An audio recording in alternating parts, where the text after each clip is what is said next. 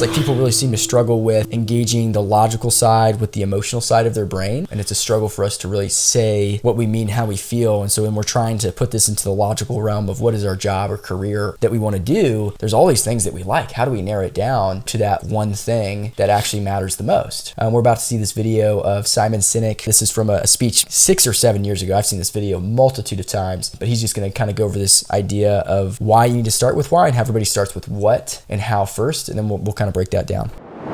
Every single person knows what they do, 100%. Some know how they do it, but very, very few people know why they do what they do. And by why, I don't mean to make a profit. That's a result. By why, I mean what's your purpose? Well, as a result, the way we think, the way we act, the way we communicate is from the outside in. But the inspired leaders and the inspired organizations, regardless of their size, regardless of their industry, all think, act, and communicate from the inside out. If Apple were like everyone else, a marketing message from them might sound like this. We make great computers. They're beautifully designed, simple to use, and user-friendly. Want to buy one? Meh.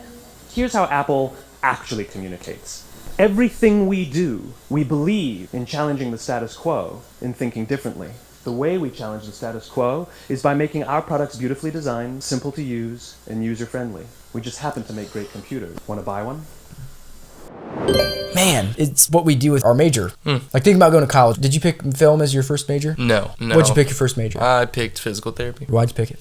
I wanted to help people, but also money was a pretty big factor. Absolutely right. If we look at that too, for me, mine was accounting. Accounting is totally valuable. Very good major that I thought everyone should learn something to do with it, to understand how your taxes and things like that. But the way I picked it is someone told me that you make good money from it. Well, that's what I would do is accounting. I would get money from it. How would I do it? I go to college and take these classes. Why do I do it?